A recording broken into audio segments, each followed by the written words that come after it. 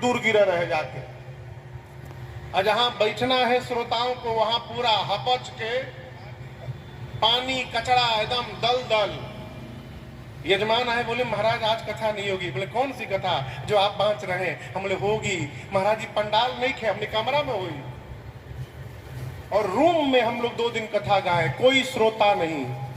भैया लोग, हम लोग बिना माइक के 3-3 घंटा कथा गाए। क्यों? कथा गाने आए हैं ना। आप लोग भले नहीं सुनेंगे, ये रघुनाथ जी, शंकर जी, हनुमान जी जहां गाएंगे वही सुनेंगे, वही कथा। उसके बाद 2 दिन हम लोग पेड़ के नीचे कथा किए। बरगद का विशाल पेड़, याद है ना? बरगद का विशाल पेड़, सीमेंट का चबूतरा। कहे कि शंकरों जी तो बरगदे के नीचे कथा गाए थे, बाबा चाहते हैं उसका भी आनंद जीवन में मिल जाए। तो बरगद के पेड़ के नीचे व्यासपीठ लगा, गद्दा, और ऐसे ही खुले में लोग बैठे और 2 दिन कथा बरगद के पेड़ के नीचे बैठे। ये क्या है? श्रोता तो अद्भुत अद्भुत माई बाप। बोला महाराज ससुराल में तो कोई काम करने नहीं देता है।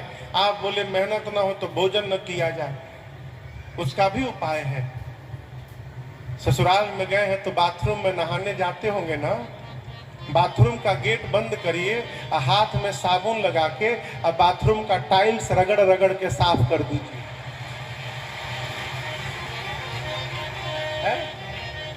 टाइल्स धो दीजिए, आत्मसंतुष्टि रहेगी ना कुछ कैले बानी। आराम से किया हुआ भोजन क्षमा करिएगा, शरीर में व्याधियों को जन्म देता है, जीवन रोगी हो जाता है। इसलिए आराम से भोजन न जावे। रघुनाथ जी रचना बनाए, मैया और भैया को लेकर वन में निकले। सीता बंधु में बंद विप्र गुर चरण प्रभु, चल कर सब साथ में अयोध्यावासी लगे। तमसा तट पर रात्रि में भगवान माया को प्रेरित करके ऐसा सुलाया सबको, सब सो गए गहरी निद्रा में। सुमंत जी रथ लेकर भगवान को आए हैं। सुमंत जी से भगवान ने कहा मध्य रात्रि में रथ के पहिए के चिन्ह को मिटाइए और चलिए। अयोध्यावासियों को छोड़कर भगवान आगे बढ़े। सिंहवेरपुर में पहुंचे, निषाद राजगुह से भगवान मिले। रात्रि बीती निषाद राजगुह के पास। रात में लक्ष्मण जी ने निषाद राजगुह को, जब वो रोने लगे कि राम जी धरती पर सोए हैं, लक्ष्मण जी ने निषाद राजगुह को भगवान का स्वरूप बताया। ये जो सोए हैं ये जीव नहीं है। राम ब्रह्मा परमारथ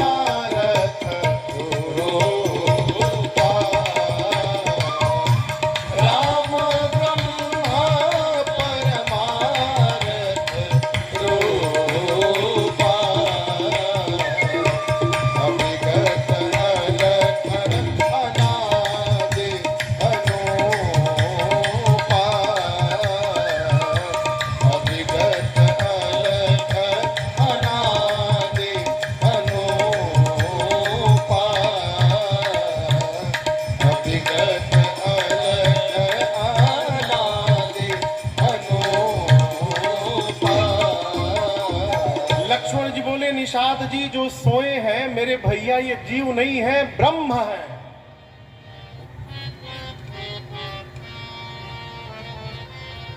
स्वागतम स्वागतम, जय जय जय जय विराजे।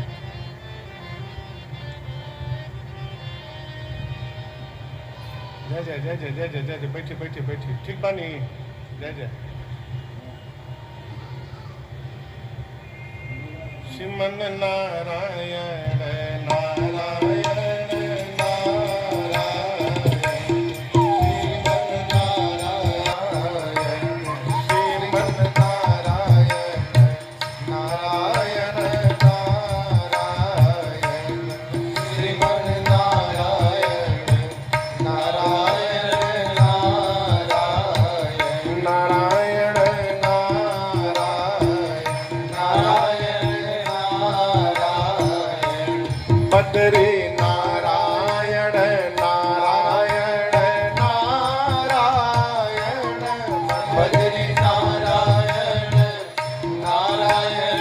सारे लोग गाइए।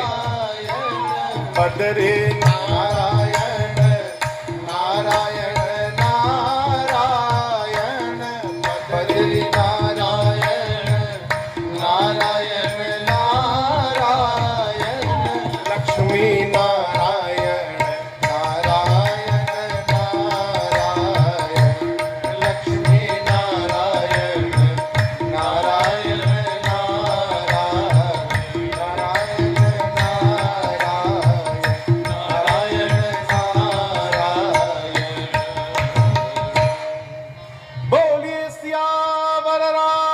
चंद्र भगवान की जय। हमारे आपके मध्य में हमारे क्षेत्र की परम आदरणीय सम्मानित सांसद महोदया श्रीमती कविता सिंह जी यहाँ पर आई हैं पूरे अपने परिकरों के साथ। बहुत बहुत स्वागत। लक्ष्मण जी ने कहा निषाद जी ये जो सोए हैं जीव नहीं है ब्रह्म है। राम ब्रह्म अरे परमार्थ रूपा ये परमार्थ के स्वरूप है। निषाद जी पूछे परमार्थ क्या है? लक्ष्मण जी बोले मन से वचन से कर्म से इनके चरणों में प्रेम करना यही परमार्थ है। मनसा वाचा कर्मणा रघुनाथ जी के चरणों में अनुराग हो जाना यही जीवन का श्रेष्ठ परमार्थ है।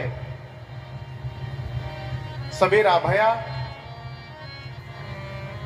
घाट घाट के प्रभु ने निषाद राजगु से बरगद के वृक्ष के दूध को मंगाया और सिर में केश में लगाकर और सिर पर जटाओं का मुकुट बना लिया। 14 साल वन में रहना है तो केश को व्यवस्थित किया जाए। सुमंत जी ने राम जी को चलने का निवेदन किया, सीता जी से निवेदन किया। प्रभु ने बरबस राम सुमंत्र पठाए। राम जी ने वचन का सत्य का दुहाई देकर और बरबस सुमंत जी को अयोध्या भेज दिया। अयोध्या भेजकर भगवान गंगा जी को पार करने गंगा जी के तट पर आए हैं। अब पिछली रात्रि जब लक्ष्मण जी निषाद जी से बताए कि राम जी जीव नहीं है ब्रह्म है, राम जी के चरणों में प्रेम करना परमार्थ है, वहीं बगल में केवट भैया खड़े थे और सब सुन लिए। ये जान गए हैं कि राम जी जीव नहीं है जगदीश है हेमंत भैया, इनके गोड़ में प्रेम कैले असली परमार्थ बा। सवेरा हुआ केवट जी दौड़ कर गए निषाद राजगुरु के पास, बोले सरकार एगो विनती बा हमारा उरा से, हम चाहता नहीं कि रघुनाथ जी हमरे नाव में बैठ के वो पार हुई तो रुआ एगो सूचना भेजवा देती गांव में कि केहू भी मल्लाह ए बेरा केहू घाट पर ना जाओ हमरा के छोड़ के। निषाद जी बोले ठीक है, डुगडुगी बच गई। निषाद जी पूरे नगर में सूचना भिजवा दिए कि कोई भी केवट मल्लाह गंगा तट पे आज नहीं जाएगा, छोड़ इनको। केवट भैया गए गंगा तट पर, नाव को किनारे से खोले और बीच नदी में ले जाके खड़ा किए। क्यों? किनारे रखिए कहीं राम जी आके सीधे चढ़ के बोली कि ले चलो, फिर का हुई, पहुंच से दूर करो। राम जी लक्ष्मण जी गए।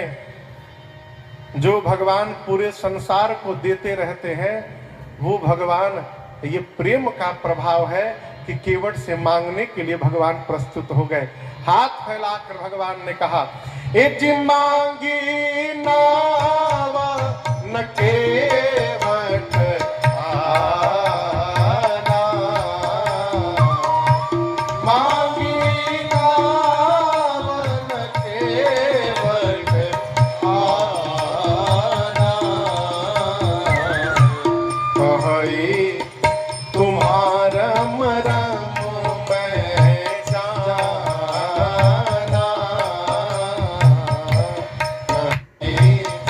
तुम्हारे पर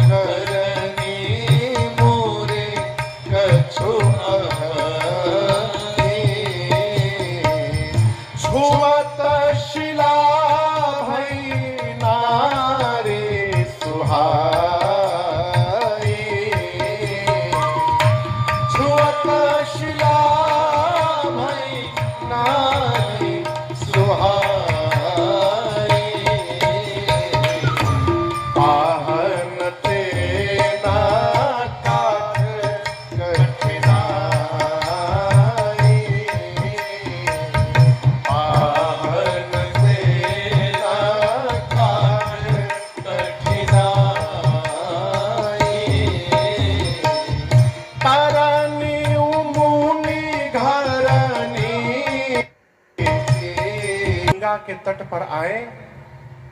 केवट जी नाव लेके बीच नदी में खड़े हैं। जैसे पंडाल के बाहर लोग खड़ा बना, आप देखिए जैसे लोग खड़े हैं पंडाल के बाहर उधर, उसी प्रकार दूरी बनाकर निषाद राजगुरु के श्रृंगवेरपुर के नगरवासी खड़े थे दूर में। पास में नहीं आ सकते क्योंकि राजा साहब है, प्रोटोकॉल है। नगरवासी दूर खड़े हैं। नगरवासियों ने देखा कि केवट जी नाव को बीच नदी में ले जाके खड़ा किए हैं।